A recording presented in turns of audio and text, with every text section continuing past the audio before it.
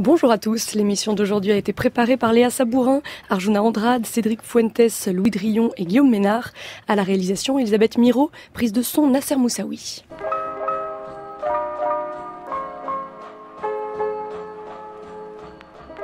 Entendez-vous l'écho? Tiffaine de Rocchini. Comme chaque vendredi, on vous propose un débat d'actualité économique. Aujourd'hui, c'est la rivalité technologique entre la Chine et les États-Unis qui va nous intéresser. Donald Trump a signé la semaine dernière un décret plaçant Huawei sur une liste noire. Les entreprises américaines n'ont désormais plus le droit de collaborer avec le géant chinois des télécoms. Dans le sillage de ce décret, Google a décidé de priver Huawei de son système d'exploitation Android. Des sanctions qui s'inscrivent dans un contexte de hausse des tensions commerciales entre Pékin et Washington et qui font suite aux soupçons d'espionnage par les réseaux télécoms chinois.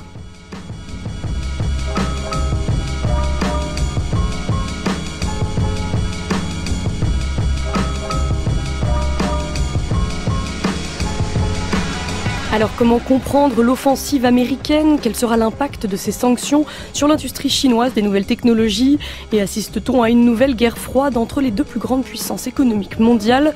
Voilà les questions qui vont nous occuper aujourd'hui. À 14h45, on retrouvera la bibliothèque idéale de l'écho.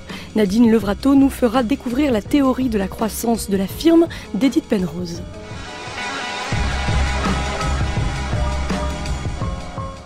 Et pour parler de la rivalité technologique entre Washington et Pékin, trois invités autour de la table. Bonjour Stéphane Dubreuil. Bonjour. Vous êtes économiste spécialiste du secteur des télécoms, de l'énergie et de l'industrie. À vos côtés, Julien Nossetti, bonjour. Bonjour. Vous êtes chercheur à l'IFRI, l'Institut français des relations internationales, et spécialiste de la diplomatie et du numérique. Et enfin, Gilles Babinet, bonjour. Bonjour. Vous êtes entrepreneur et digital champion de la France auprès de la Commission européenne. Vous pouvez nous dire un mot sur en quoi consiste le travail d'un digital champion ? C'est un peu de représenter la France auprès de la Commission d'un point de vue de la société civile. Et vous avez par ailleurs supervisé la note de l'Institut Montaigne intitulée « L'Europe et la 5G ».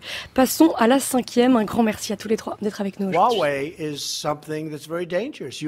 Huawei est quelque chose de très dangereux. Quand vous regardez ce qu'ils ont fait du point de vue de la sécurité, d'un point de vue militaire, c'est très dangereux. Du coup, il est même possible que Huawei soit inclus dans une sorte d'accord commercial. Et si nous concluons un accord, j'imagine bien Huawei inclus d'une manière ou d'une autre. Les États-Unis utilisent le pouvoir de l'État pour réprimer les entreprises chinoises et cela ébranle gravement la coopération commerciale entre les entreprises des deux pays. En plus, cela constitue également une menace sérieuse pour la sécurité de la chaîne industrielle et de la chaîne d'approvisionnement mondiale. La Chine y est résolument opposée. Nous espérons que les États-Unis vont raison garder et revoir ces pratiques dangereuses.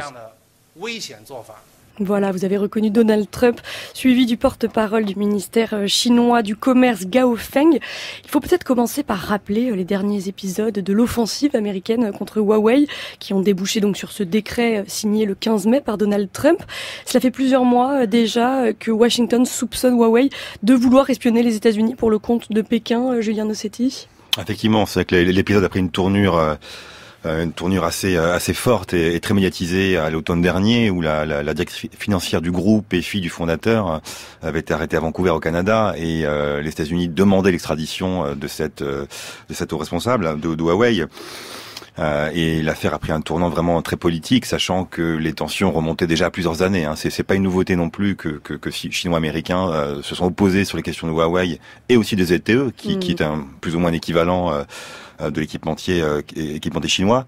Et quelle est la crainte des États-Unis? La crainte officielle avancée, c'est à la fois des inquiétudes sur des opérations d'espionnage et de sabotage par l'installation d'équipements 5G ou Huawei aux États-Unis et plus largement en Occident. C'est la peur d'une trop grande proximité aussi entre Huawei mais aussi ZTE et le gouvernement chinois? C'est une des raisons qui a été invoquée par l'administration américaine, sachant que là aussi on se situe dans la continuité des inquiétudes qui avaient été formulées à l'époque par Barack Obama. Après, il y a un vrai changement de style avec Donald Trump qui n'hésite pas, lui, à signer un décret présidentiel qui montre là aussi les pouvoirs exorbitants d'un simple texte sur toutes les chaînes d'approvisionnement. Ce que rappelait l'intervention du dirigeant chinois. Et ça, c'est absolument frappant qu'une simple intervention puisse avoir un impact aussi profond, au fond, sur toutes ces chaînes de valeur, en fait, à l'échelle globale. Ce qu'on voit actuellement, d'ailleurs, avec des secteurs qui avaient été jusque-là très peu médiatisés, comme les terres rares et les semi-conducteurs.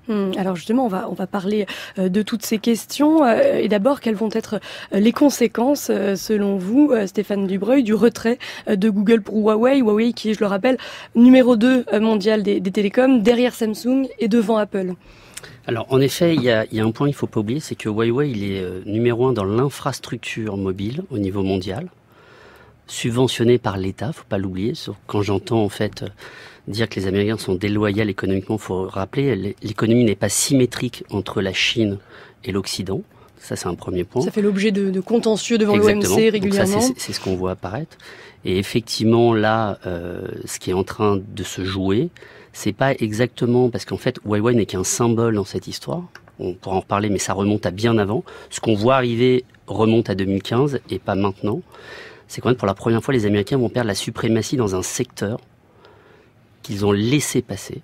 Et les mesures qui sont prises, elles sont faites uniquement pour retarder ou entraver le développement des Chinois dans la 5G qui, je le rappelle, à Shenzhen, ont 50 000 chercheurs, ils ont mis 15 milliards d'euros sur la table. Sur la 5G, tous les tests qu'on a fait dans tous les pays montrent qu'effectivement l'infrastructure chinoise est en avance technologiquement. Donc c'est en fait, c'est ça qui fait peur aux Américains. Effectivement, on a le sentiment qu'il y a deux raisons, peut-être une raison officielle qui serait la peur de l'espionnage, Gilles Babinet, une raison plus officieuse qui est la peur d'une avance technologique de la Chine.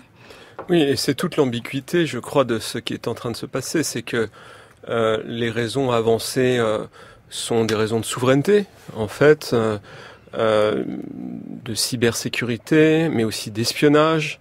Mais effectivement, je crois que ça vient d'être dit, on a une forme de crainte qu'en réalité ce soit une mauvaise souveraineté, c'est-à-dire que la raison réelle, ce soit le fait que les États-Unis se rendent compte qu'ils perdent du terrain sur ces technologies et qu'ils avancent des mauvais arguments pour les reprendre. Le fait qu'il y ait des enjeux de cybersécurité, c'est vrai que c'est un peu dur à entendre de la part d'un État qui s'est compromis dans l'affaire Snowden, où on a découvert que la NSA espionnait absolument tout le monde, à commencer par ses alliés. Et d'ailleurs, on va voir qu'en Europe, cet argument de la cybersécurité est plus ou moins repris par les différents pays européens. Mais d'abord sur les conséquences du retrait de Google pour Huawei. Huawei s'attendait en quelque sorte à ces sanctions américaines, Gilles Babinet? Alors, la chose qui est assez étonnante, c'est moi j'étais samedi matin avec le management de Huawei à Shenzhen. Et donc, je les ai rencontrés, ils étaient un peu groggy parce que le coup n'avait pas 48 heures, ils descendaient du podium, et c'était tout à fait intéressant. Et ce qu'ils m'ont tout de suite dit, c'est, écoutez, ça fait 3 ans qu'on a décidé de mettre le turbo pour avoir un approvisionnement autonome des Américains. Donc ça veut dire un sourcing qui est plus taïwanais. Ils ont un fabricant de composants internes qui s'appelle iSilicon, sur lequel ils mettent des très très gros moyens actuellement. Parce que ça c'est une question centrale, la très grande dépendance de la Chine vis-à-vis des microprocesseurs et des puces électroniques, Julien. Bien sûr, et ça c'est un aspect que les Occidentaux et les Américains en particulier ont très largement sous-estimé, c'est-à-dire l'interconnexion, l'interdépendance extrêmement forte entre les économies chinoises et américaines, en particulier sur le plan du numérique. Et ça c'est quelque chose qu'on avait très très largement tendance à occulter pour des raisons peut-être aussi politique d'ailleurs, sachant que ce que je rappelais au début de mon propos sur les semi-conducteurs en particulier, industrie stratégique, vous avez c'est une des industries les plus mondialisées et qui fait l'objet de sous-traitance extrêmement dense entre opérateurs et équipementiers chinois américains. Donc ça aussi, ça n'a pas été pris en compte au départ par les Américains qui aujourd'hui s'en mordent les doigts, y compris dans le secteur des terres rares. Il y a la question des microprocesseurs et il y a la question du système d'exploitation, c'est-à-dire est-ce que Huawei va être capable de se passer de Google et de son système d'exploitation Android. Il faut juste, avant de répondre à cette question, il faut juste prendre en compte une chose qui est fondamentale avec les Chinois, c'est que les Chinois, ils sont dans le temps long. Ils réfléchissent sur plusieurs décennies, sur plusieurs siècles. Ils ont 2 programmes majeurs aujourd'hui, qui s'appellent la route de la soie, et ils ont un programme qui s'appelle Made in China 2025, on en parlera. Si vous regardez, ce sont des programmes soviétiques, ils sont programmés sur des décennies. Ils réfléchissent pas. Là, j'entends, tout le monde s'excite sur l'histoire de Trump, etc. Mais Ça, c'est une erreur fondamentale que fait Trump, parce qu'il va créer l'autarcie technologique des Chinois. Maintenant, ils ont compris qu'ils sont trop dépendants. Ils viennent de faire une erreur et ils vont revenir en arrière. Et vous allez voir que Made in China 2025, qui avait été mis en arrêt parce que les Américains ont surréagi, et c'est l'origine de l'histoire Huawei, c'est celle-ci, en 2015. Maintenant, vous allez voir que ça va revenir. Ils vont avoir un OS. Est-ce qu'ils ont la capacité de développer leur propre système d'exploitation dans un temps relativement rapide? Alors, ils l'ont déjà. Oui, mais ils sont dans le temps court. Ils sont dans le temps long. Donc, vous avez raison. Peut-être dans les 1 an ou 2 ans, ça va être très compliqué. Ils vont être affaiblis. Par contre, je rappelle, Huawei, c'est une société qui sort avec les deniers de l'État. Ça a été financé. Ils n'ont pas respecté les règles de l'OMS. Ils sont là de l'OMC, pardon. Ils sont là aujourd'hui. C'est un fait. Maintenant, le gouvernement chinois ne les laissera pas partir au tapis, c'est pas vrai. Par contre, les Américains vont rattraper le retard. Mais sur une histoire à 10 ou 20 ans, je peux vous dire que c'est un mauvais choix qui a été fait. Le décret américain, finalement, va favoriser la Chine dans le sens où elle va développer ses propres technologies. Julien Nossetti. C'est une hypothèse, oui, tout à fait plausible. Et c'est vrai que ce que rappelait Stéphane Dubreuil sur le plan Made in China 2025 est à mettre en parallèle aussi dans un domaine l'IA, l'intelligence artificielle, où la Chine ambitionne aussi une hégémonie à l'horizon de 2030, si ce n'est un peu plus tôt. Et tout ça se situe dans des efforts financiers et humains colossaux, en fait, dont on a à peine conscience de ce côté-ci de l'Atlantique. Est-ce que vous pouvez nous expliquer pour qu'on comprenne bien l'impact que cela a pour Huawei, que Google se retire? Concrètement, qu'est-ce que ça signifie? Ça signifie que Google ne livrera plus certains de ses services et applications. Le plus symbolique étant Android, forcément, qui équipe, j'ai plus en tête le pourcentage, mais peut-être 90% des smartphones du monde entier. Donc ça. Parce que la Chine avait mis un certain nombre de barrières à la présence de Google sur son territoire. Google n'opère plus en Chine depuis 2010. À la différence d'autres acteurs américains comme Apple qui, via moult contorsions, on va dire, pour faire court, continue d'opérer en passant des accords avec le gouvernement chinois pour installer des data centers en Chine, mais en fournissant les clés de chiffrement aux autorités. Donc ça pose des problèmes pour les smartphones qui seront vendus hors de Chine, les smartphones Huawei. Ça risque de poser des problèmes, tout en gardant à l'esprit que du côté américain comme du côté chinois, on aura l'occasion d'y revenir peut-être, c'est le théâtre principal, c'est l'Europe au fond. Et l'ambition américaine aussi, outre de contester l'hégémonie chinoise qui s'affirme, c'est de conserver l'Europe dans son giron numérique.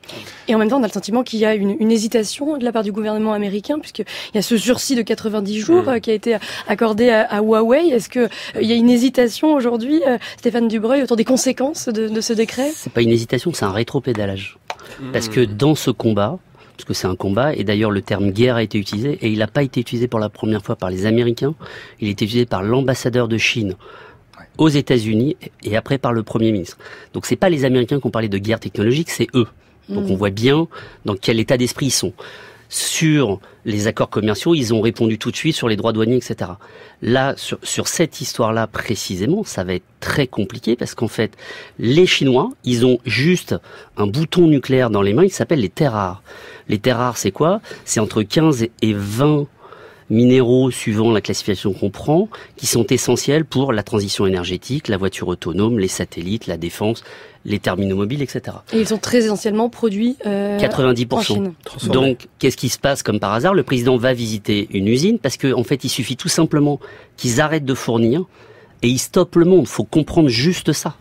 Le rapport de force, il est pas si fort pour les Américains. Et pourquoi vous avez ce rétropédalage? Parce que tout le monde commence à dire, attendez, Boeing le premier dit, attendez, moi, il y a des terres rares dont j'ai besoin. Si vous rentrez dans un conflit qui ferme tout, donc c'est ça qui est en train de se jouer. La Chine pourrait utiliser cette menace des terres rares, selon vous, Gilles Babinet? En fait, les terres rares ne se trouvent pas en Chine. Elles sont principalement en Afrique, dans des pays généralement en développement. Ce qu'a fait la Chine, c'est qu'elle a continué à investir quand les autres désinvestissaient dans les processus de transformation des terres rares. L'analyse a été faite du danger que ça représentait et plusieurs pays, dont les États-Unis, mais pas que, ont commencé à reconstruire depuis quelques années une filière de terres rares. Donc, j'entends ce que dit Stéphane, mais je pense que le risque n'est pas le risque principal, à mon sens. Mais l'interdépendance est peut-être effectivement trop forte. Elle est très forte parce qu'il faut pas oublier que la Chine est le premier exportateur mondial de terres rares, mais aussi le premier importateur mondial, notamment en provenance des États-Unis, du Sud-Est asiatique, d'Afrique et un peu de Russie également. Donc tout ça est profondément interconnecté. Alors Gilles Babinet, Quelles conséquences il pourrait y avoir pour Google? On voit les conséquences que ça peut avoir pour Huawei, mais d'un côté, on peut aussi rappeler que Huawei est un très bon client, avec près de 60 millions de smartphones vendus chaque année, un très bon client pour Google. Est-ce qu'il y aurait des conséquences à cette décision? Oui, bon, c'est évident que Huawei est deuxième fournisseur mondial de smartphones depuis quelques mois. Et c'est tout à fait spectaculaire parce que la montée en puissance s'est faite en seulement 6 ans, entre le premier smartphone et aujourd'hui. Donc c'est unique, pour ainsi dire. 8 ans. Et le vrai enjeu, je crois, pour Google, c'était d'arriver à faire un rétropédalage organisé dans la mesure où la société travaillait depuis maintenant 2 ans sur une plateforme qui serait compatible avec la censure chinoise, pour le dire telle qu'elle est, c'est-à-dire expurger des mots Tibet, etc. Voilà, donc c'est une perte assez significative, mais finalement c'est une perte très acceptable. Je pense que le vrai sujet pour Google se situe surtout sur le fait que on va avoir ce qu'on appelle en technologie un fork, c'est-à-dire qu'ils ont mis en open source Android. Et pour le moment, les utilisations d'Android par des plateformes tierces étaient limitées. Principalement d'ailleurs des plateformes qui étaient utilisées en Chine. Mais là, Huawei n'a absolument pas d'alternative. Ils vont devoir développer une distribution de Android très puissante et qui va mécaniquement rentrer en concurrence avec celle de Google. C'est le vrai sujet parce que la conséquence que ça va avoir, c'est que ça va pousser la Chine à devenir un acteur de services numériques à l'extérieur de la Chine territoriale. Et on arrive à estimer en combien de temps, justement, la Chine pourrait développer un système d'exploitation concurrent à celui développé par Google ? Julien Nossetti. Ça serait difficile de répondre avec précision. C'est qu'ils ont déjà des systèmes d'exploitation qui sont certes pas aussi performants que iOS ou Android, mais tout est question de volonté politique et de moyens, et ça ils y parviendront. Je rappellerai juste que donc dans le cas de Huawei, c'est un peu, pour finir la métaphore, c'est un peu joyeux de l'empire, parce qu'il faut pas oublier non plus que c'est le premier dépositaire de brevets au monde en 2018, loin devant des acteurs énergétiques ou d'automobiles ou d'autres industries plus traditionnel, je dirais. Donc ça, c'est aussi un paramètre à prendre en compte. Et alors, il y a les conséquences sur Google, mais aussi les conséquences sur les producteurs, les fabricants américains de semi-conducteurs, comme Qualcomm ou Intel. Le décret américain va représenter un manque à gagner important pour eux, Stéphane Dubreuil. Oui, parce qu'en fait, Huawei dépense à peu près, je crois que c'est 11 ou 12 milliards par an. 11 milliards. C'est ça, 11 milliards à peu près par an en chipsets et services, donc on voit que c'est quand même très important. Il faut rappeler quand même un petit événement qui s'est passé juste avant, c'est que Donald Trump pour une fois a pris une bonne décision, je pense, en tant que président, c'est qu'il y a eu un raid chinois pour racheter Qualcomm. Et c'est à ce moment-là qu'ils ont compris qu'une fois que les brevets partaient, parce que je rappelle, les Chinois ne respectent pas les brevets étrangers, systématiquement, faut pas l'oublier ça. Ils ont failli prendre en fait la mère nourricière, c'est-à-dire les brevets à l'origine américains. Et ça a été bloqué par les États-Unis. Opposé. C'était l'année dernière et c'est pour moi la plus belle décision qu'il ait faite. Parce que je peux vous dire une chose, c'est que si Qualcomm était chinois, cette histoire aujourd'hui, elle ne peut plus arriver. Dans quel sens ? Parce qu'en fait, il a tous les brevets et toutes les technos et vous pouvez pas dire, et elles sont américaines et il en est dépositaire. Donc vous pouvez pas dire qu'il y a un risque national, c'est pas vrai. Parce que ces technologies chez Qualcomm, elles sont toutes validées par les services américains. Donc c'était terminé. Donc il s'est passé un moment où je trouve qu'il a eu du courage parce qu'il s'était fait taper dessus, etc. Moi je suis assez impressionné, c'est que l'histoire lui donne raison aujourd'hui, c'est que la donne aurait été très très différente. Et on peut se demander si ce décret n'est pas en quelque sorte un moyen de pression de Washington sur Pékin. Vous parliez tout à l'heure, Stéphane Dubreuil, de rétropédalage. Est-ce que ce décret pourrait être tout simplement annulé dans de futures négociations commerciales avec la Chine ? Alors si on prend l'histoire sur ZTE, c'est ce qui s'est passé. ZTE, ils ont été sur l'entity list. Ça a été retiré derrière au moment où ils sont quasiment en dépôt de bilan, ils l'ont retiré. C'était au printemps 2018. Voilà. Trump, il est très versatile, donc oui, on peut imaginer qu'il le fasse. J'ai du mal quand même à croire que ça soit juste. Alors, ils veulent tordre le bras dans la négociation avec les Chinois. D'ailleurs, on voit que toute la mise en place des droits de douane pose un gros problème. Ça commence à faire ralentir la croissance mondiale. Je suis pas convaincu que là, on soit pas dans une étape qui est un peu au-dessus, où là, aujourd'hui, les Américains, si vous regardez, en fait, Made in China 2025. Made in China 2025, ça a été créé en 2015. Ça vous explique un programme jusqu'en 2050, où 2025, vous deviez avoir un acteur dans chacune des filières technologiques, et 2050 être leader. Ce qui a choqué les Américains, c'est qu'ils ont écrit qu'ils étaient le leader du monde. Or, je rappelle, quand un leader du monde y change, ça ne passe pas de manière pacifique, ça se passe toujours par une guerre. Et d'ailleurs, est-ce que ce sont les prémices d'une guerre armée? C'est celle-là. Pour moi, l'histoire, elle est beaucoup plus large que ça. En l'occurrence, ils sont en avance sur la 5G, mais ils sont toujours en retard sur les microprocesseurs. Vous disiez qu'il y avait un investissement très important, Julien Nossetti, dans ce domaine, et malgré tout, on a le sentiment qu'il y a encore un déficit important en la matière.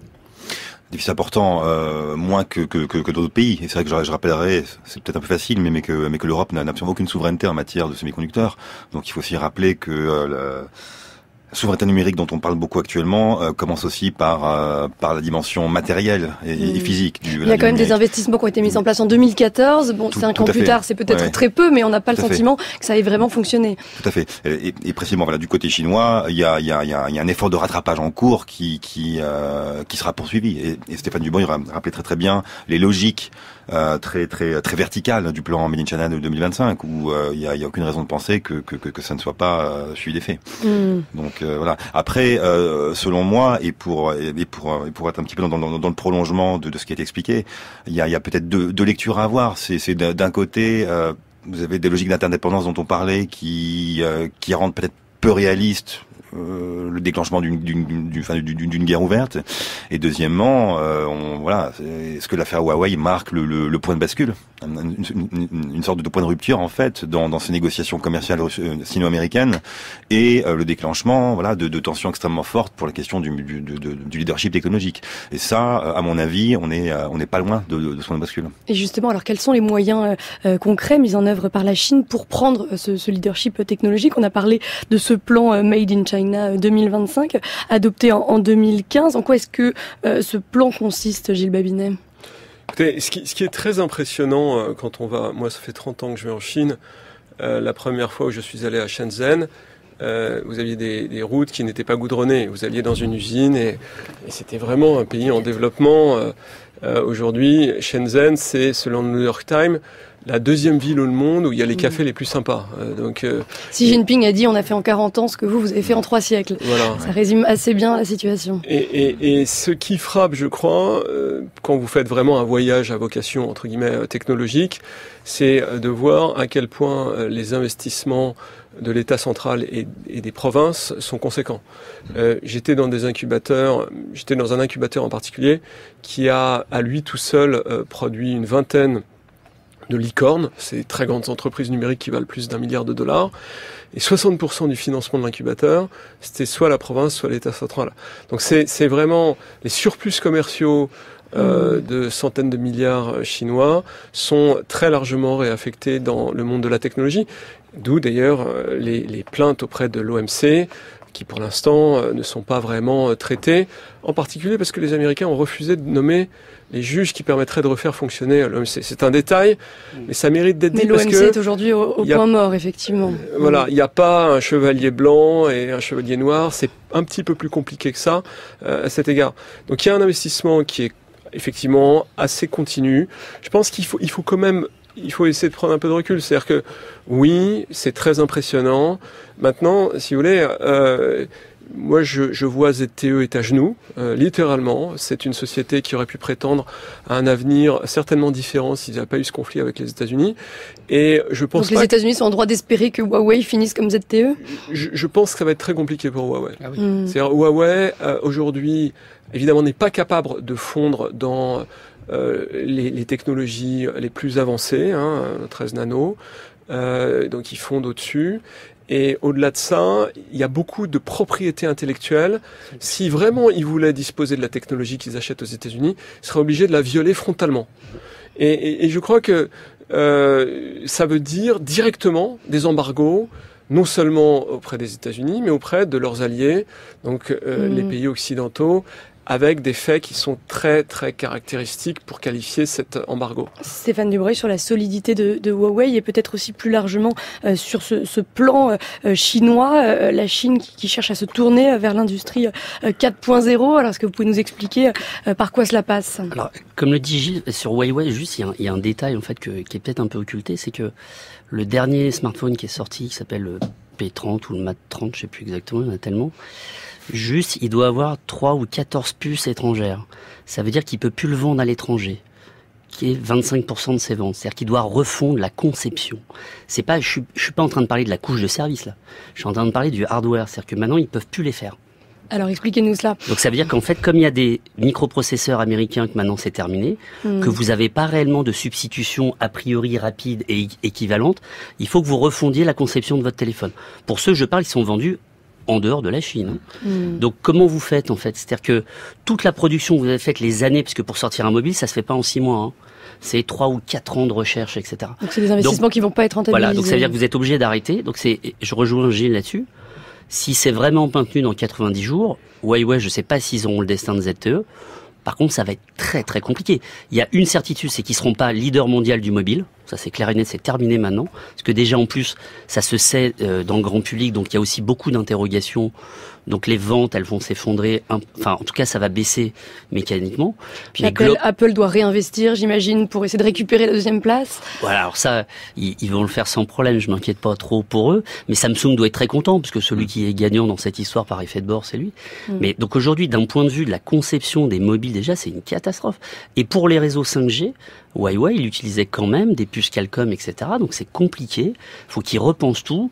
Et ça se fait pas, même si les Chinois sont très rapides et ont, alors j'aime pas utiliser le terme, mais des armées d'ingénieurs qui sont très bons à Shenzhen, parce que il y a aussi une erreur quand on analyse, quand vous parlez avec des sinologues, ils vous le disent, on a toujours cette image des Chinois qui font du bas de gamme, parce qu'à l'origine, quand ils sont devenus l'usine du monde, ils faisaient du textile, etc. C'était très mauvais, c'était pas bon, etc. Ça commence à faire un bout de temps qu'ils ont monté en gamme. Dans les technologies, c'est pas vrai, et on les a laissés faire, et comme c'était dit justement, Huawei, c'est une des sociétés qui pose le plus de brevets aujourd'hui. Donc la donne, elle a changé. Et un mot alors sur l'industrie 4.0. La Chine est aidée en cela par l'Allemagne. Il y a des collaborations entre les deux pays. Alors, il y a des collaborations pas qu'avec l'Allemagne, mais enfin bon, là maintenant, ça devient très très compliqué pour tout le monde, parce que je sais pas si vous avez vu, dans la manière dont les États-Unis, ils utilisent la suprématie du dollar et l'histoire de l'Iran avec l'embargo pour calmer tout le monde. Là, cette histoire-là, si vous avez bien regardé, on a dit c'est les sociétés américaines, et vous avez des sociétés allemandes et françaises et autres qui ont dit nous on travaille plus avec les Chinois, etc. Donc vous avez une sorte. Il y a une information qui est sortie comme ça, mais qui apparemment aurait été démentie par un responsable d'une société de microprocesseurs allemands qui aurait dit non, on va continuer, on va pas, voilà, on ne sera pas dépendant de ces sanctions américaines. Parce qu'en fait en Allemagne, il faut savoir que c'est une des scènes en Europe où il y a eu des débats les plus contradictoires au sujet de Huawei et de la Chine en particulier, parce que bon, l'industrie allemande aussi avait entamé ses propres collaborations, notamment dans l'automobile, avec des partenaires chinois. Donc ça a donné lieu aussi à beaucoup d'inquiétudes. Et sur le plan numérique et technologique, voilà, au sens large, là, il y a eu des craintes extrêmement fortes et des tensions dans l'appareil d'État allemand, entre guillemets, entre les services de renseignement, les grands industriels, etc. Mais ça va être compliqué pour l'Allemagne de ne pas être soumis à ces sanctions américaines. Ça va être très compliqué. Et comme dans le cas britannique, à certains égards, vous avez les logiques commercial classique qui s'affronte avec la logique de souveraineté politique. Donc ça, c'est quelque chose qui joue à plein. Et dans le cas britannique, c'est peut-être particulier avec la perspective du Brexit, s'il intervient un jour, que voilà, le Royaume-Uni se situe plus dans une perspective mercantiliste dans sa politique étrangère et tournerait le dos conditionnel vis-à-vis de ses partenariats classiques atlantistes et se tourne vers une logique un peu plus commerciale, dénuée de toute logique d'alliance. C'est important ce que vous dites, parce qu'effectivement, ce qu'on constate, Gilles Babinet, c'est qu'en Europe, les pays sont très divisés sur la réaction à avoir vis-à-vis de Huawei. La Pologne et la République tchèque, par exemple, sont plutôt sur la ligne des États-Unis. Oui, c'est pas nouveau. Ce sont des pays qui sont très atlantistes parce que c'est marqué dans leur histoire. Et ce sont les Polonais en particulier, pas retourner des décennies auparavant, mais ils se sont fait beaucoup aider et ils s'en souviennent. Mais en l'occurrence, le Royaume-Uni, allié traditionnel des États-Unis, ça a l'air d'être plus compliqué le débat au Royaume-Uni. Vous avez observé que dans les années récentes, il y a eu des dissensions extrêmement fortes. Quand Trump a fait son premier voyage à l'étranger, d'habitude, il le faisait au Royaume-Uni, il est venu en France. Et encore une fois, ça n'est pas anodin. Et au-delà de ça, je crois que ce qui est important, en tout cas moi ce que je crois important de souligner, c'est que il nous faut être capable d'avoir une réflexion stratégique, technologique au niveau européen. Si vous voulez, s'il y a bien un argument, je crois, qui n'est pas assez évoqué dans la campagne européenne, c'est le fait que nous ne serons plus capables désormais d'avoir une forme d'autonomie technologique et de souveraineté technologique si nous ne sommes pas unis. C'est-à-dire le fait d'être capable d'appliquer des normes sur des territoires de 400 millions de personnes, c'est notre seule chance. Le monde ne fonctionne plus comme auparavant, et vouloir faire le petit souverain local avec son petit château fort, c'est ce qu'on est en train de faire. En tout cas, tous les partis souverainistes nient complètement cette dimension technologique, et je ne vais pas me gêner pour le rappeler puisque je suis à votre antenne. Faisons un petit peu l'état des lieux, peut-être des pays européens qui sont en train d'hésiter en quelque sorte sur la confiance qu'il faudrait accorder ou non à Huawei. En France, la France s'est dotée le mois dernier d'une loi qui permet d'exclure n'importe quel équipementier sur décision des services du gouvernement. C'est peut-être l'Allemagne et la France, Stéphane Dubreuil, qui aujourd'hui résistent le plus à ce qui ressemble à des injonctions de la part des États-Unis. Je suis pas sûr. Je pense que je vais être assez franc avec vous. Ceux qui résistent, c'est qu'ils sont dans une négociation commerciale. Donc il y a zéro débat. L'Angleterre, c'est évident, il y a le Brexit. Ils savent que commercialement, ça va être très compliqué. Donc il y a une sorte de chantage. C'est pas vrai. Ils disent qu'ils en veulent pas. Ils veulent Huawei, mais dans l'état des faits, ils veulent les contreparties des Américains s'ils ne prennent pas Huawei. Les Allemands font exactement pareil. Pourquoi ? Parce que Trump a menacé de taxer l'automobile allemande. Donc le deal actuellement, c'est ils disent on va prendre Huawei, sauf si on les prend pas, vous arrêtez de taxer l'automobile. Donc chacun joue sa partition. Sur la France, c'est bien plus compliqué parce que nous, on a toujours été un peu schizophrènes. On a sorti une loi qui peut être intéressante dans la loi PAC, etc. Sauf qu'il y a un moment, il y a ce qu'on appelle le principe de réalité, ça s'appelle l'opérationnel. Donc aller valider un cœur de réseau avant qu'il soit installé. Ok, ça coûte de l'argent, il faut du monde. À l'ANSSI, il faudra du monde. Mais par contre, quand vous savez que dans un cœur de réseau, il y a des mises à jour quasiment tous les jours, qu'il faudra donc préalablement les valider, parce qu'en fait, je peux créer je peux créer une porte dérobée pour écouter un réseau, juste dans une mise à jour et le retirer la semaine d'après très facilement. Donc ce que vous voulez dire, c'est que le contrôle, la surveillance vont être extrêmement compliqués à mettre en place. Julien Nossetti. Alors, juste un complément et après je reviens à cette question. Sur le Royaume-Uni, il y a aussi un décalage avec les positions des grands opérateurs nationaux au Royaume-Uni qui viennent d'interdire justement l'accès des équipements et surtout des smartphones Huawei sur le sol national. Et dans le cas de la France et de l'Allemagne, ce qui différencie les deux pays, c'est que en Allemagne, vous avez quand même eu des tensions très fortes avec l'administration de Trump, où Trump avait encore une fois usé du chantage en menaçant de couper l'Allemagne de la fourniture de renseignements. Et ça, c'est quelque chose d'extrêmement fort et qui n'a pas encore touché la France, espérons-le. Mais c'est vrai que de la part de la France, il y a eu jusqu'à présent une grande discrétion sur cette relation technologique à la Chine. Et aujourd'hui, la Chine donc assure que tout sera mis en place pour que la surveillance puisse être effectuée du côté des pays européens. Et voilà, ce qu'on voit, c'est que cette surveillance, c'est avec la mise en place notamment d'un centre d'évaluation de ces matériels à la fois en Grande-Bretagne, mais aussi à Bruxelles. Et quand on va sur la place bruxelloise, on se rend compte qu'il y a un effort de lobbying extrêmement puissant qui est réalisé de la part de Huawei, notamment, ce qui est frappant, c'est à l'aéroport bruxellois, où vous avez des grandes affiches placardées sur la plupart des halls et qui disent oui, Huawei respecte les valeurs européennes et nous sommes là pour défendre le modèle social européen, etc. Faut pas les croire. Exactement. J'ai juste un petit point, c'est qu'on oublie un peu quand même. Il y a 10 ans, quand Huawei commence, ils se font toper chez Vodafone à Londres, donc c'est quand même, on l'oublie un petit peu quand même, exactement, dans lequel en fait il y a des fonctionnalités du réseau qui n'ont pas été documentées. J'ai pas dit qu'ils ont espionné, j'ai dit juste, il y a les ingénieurs qui sont là, ils déploient le réseau, ils font, et puis il y en a un jour, il dit, tiens c'est bizarre, il y a une commande, je la connais pas, elle est pas dans les manuels, et il découvre qu'il y a plein de commandes qui n'ont pas été documentées. Ça c'est un fait réel. Il vient d'en avoir un nouveau aux Pays-Bas, où il y a eu vraiment par contre caractéristiquement un vol de données et de base client. Donc, faut pas dire c'est juste des formats. Je suis un peu d'accord, les Américains surréagissent là-dessus et utilisent ça, mais il y a eu des faits quand même. Ouais, donc vous iriez jusqu'à dire, Gilles Babinet, que tant qu'il n'y a pas d'état de droit en Chine, on peut pas laisser Huawei venir en Europe. En fait, c'est à peu près le seul argument qui tienne, parce que ce que vient de rappeler Stéphane, les Américains l'ont fait puissance 10. Donc, si vous voulez, et l'ensemble des pays qui avaient une capacité technologique de production dans les infrastructures de réseau l'ont fait aussi.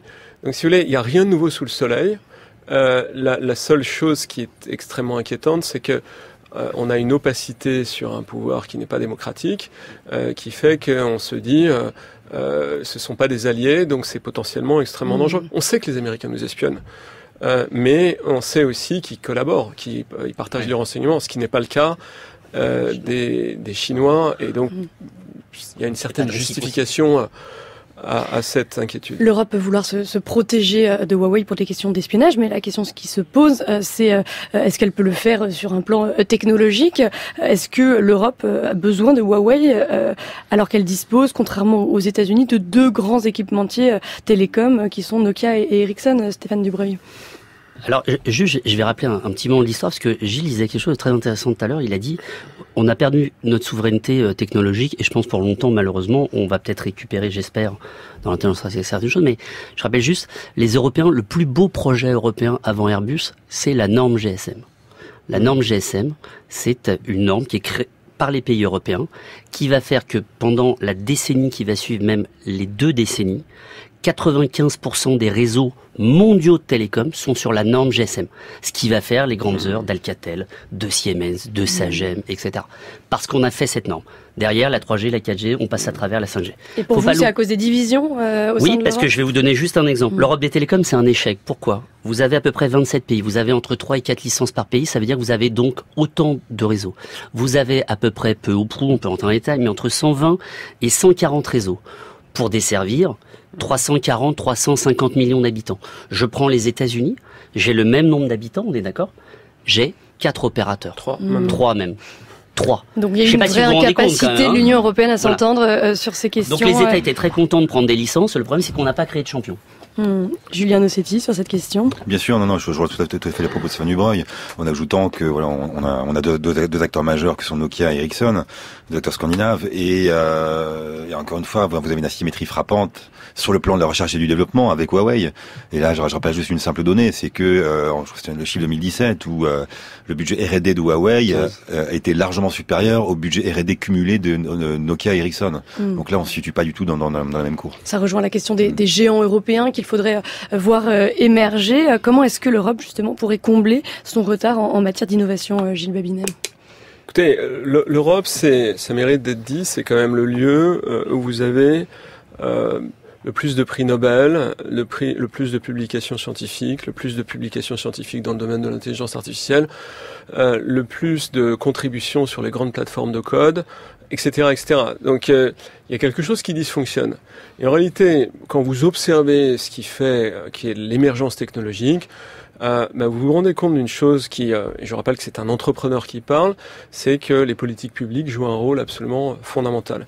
Sur, en gros, 4 plans, très simples: l'abondement du capital, faire en sorte qu'il y ait beaucoup d'argent qui vienne dans le domaine de la technologie, l'orientation du système éducatif vers le numérique, donc faire en sorte qu'il y ait des gens qui soient formés aux sciences de l'ordinateur, la création de clusters, c'est-à-dire faire en sorte que vous ayez des tailles critiques de clusters où il y a des grandes entreprises, des startups, des universités qui parlent entre elles, et puis des politiques publiques accommodantes. J'ai fait le benchmark, et vous avez ça qui sort systématiquement aux endroits où ça fonctionne.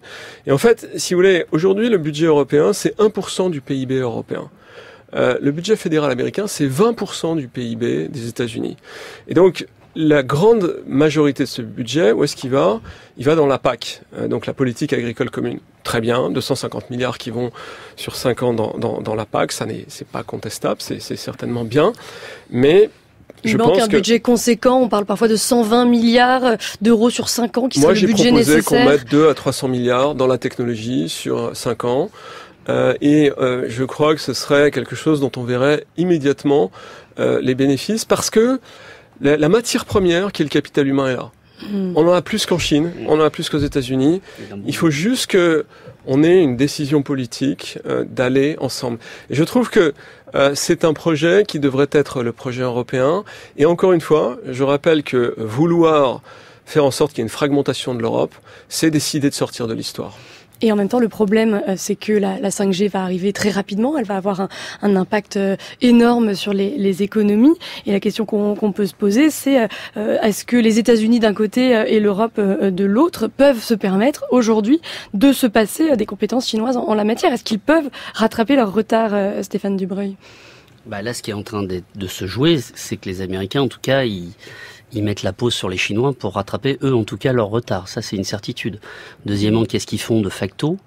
En empêchant l'Europe ou ses alliés d'utiliser Huawei, ils augmentent de 20 à 30% l'investissement. Il faut rappeler quand même que Huawei, ils ont deux qualités. C'est un, ils sont en avance sur la 5G d'1 à 2 ans, vu les sommes conséquentes qu'ils ont mis dans la R&D. Et deux, ils sont les moins chers.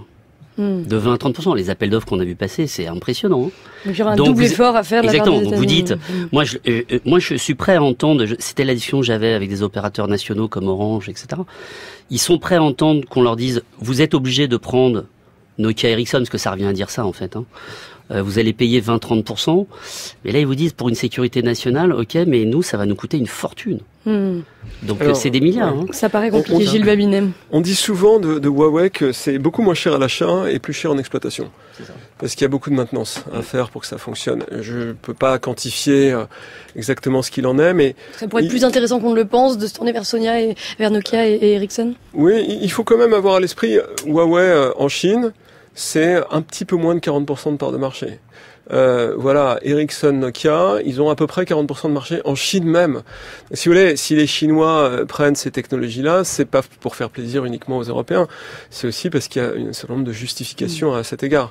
Et si vous voulez, là aussi, je crois que certes, il faut voir ce qui dysfonctionne, mais on a quand même en Europe, en part de marché, le leadership. On a 41% de part de marché. Huawei, pour l'instant, c'est 28%. Alors, on va perdre ça. Parce que Huawei quoique avec les accidents récents, ça pourrait peut-être changer. Mais si vous voulez, tout cela, c'est souvent une question de volonté de se mettre dans une perspective de moyen terme. Et si on fait ça au niveau européen, il n'y a aucune fatalité, on va rebondir. Et en même temps, du côté des États-Unis, Julien Nossetti, il n'y a plus de grand équipementier télécom, ça entraîne une dépendance encore plus forte envers Huawei. Alors, peut-être, mais il y a un acteur dont on n'a pas parlé, et il est américain, c'est Cisco. Et dans son discours sur l'état de l'Union au mois de janvier, Donald Trump a beaucoup parlé de technologie, d'IA, de 5G, et a mentionné Cisco, en essayant d'en faire une sorte de champion national, si tant est qu'on peut utiliser l'expression.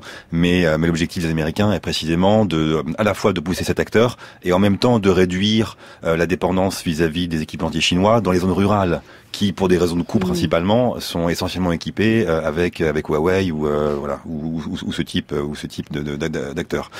D'ailleurs, je crois que c'est hier, l'administration américaine a adopté une loi qui s'appelle le 5G Leadership Act, et qui vise précisément à se débarrasser de ce type d'acteurs étrangers au bénéfice des acteurs américains. Donc là, on se situe en plein dans des logiques de protectionnisme exacerbé avec Donald Trump et sa propre manière de le dire et de le faire, et aussi une remise en cause de tous les processus multilatéraux qu'on connaît jusqu'à présent. Donc là, il y a vraiment des logiques de bloc aussi qui se constituent, même si ça peut sembler un peu cliché de le dire, mais c'est pourtant une réalité au quotidien. Vous parliez tout à l'heure, Stéphane Dubreuil, de l'administration Trump qui avait empêché la vente de Qualcomm aux Chinois, ce qui est souvent reproché à l'Europe. Gilles Babinet, c'est précisément de ne pas assez protéger ces industries et ces entreprises. Oui, c'est vrai que l'Europe a été souvent développée sur l'idée d'un grand espace de marché. C'est un peu la raison pour laquelle Thatcher avait accepté de la rejoindre et d'amplifier son partenariat européen. C'est qu'elle ne voulait pas d'une Europe politique. Cette idée a été également défendue par les acteurs atlantistes, et aujourd'hui on se rend compte de l'erreur que cela représente. On est face à des comportements d'empire, et nous sommes restés sur l'idée de Fukuyama, qu'il faut être gentil avec tout le monde et une grande démocratie, etc. Je suis évidemment démocrate, mais je pense que dans le domaine de la technologie, il faut du temps long, et le temps long, ça nécessite finalement une forte portée politique. Et bien, ce sera le mot de la fin. Un grand merci à tous les trois, Julien Nossetti, Stéphane Dubreuil et Gilles Babinet. Un grand merci de nous avoir accompagnés aujourd'hui.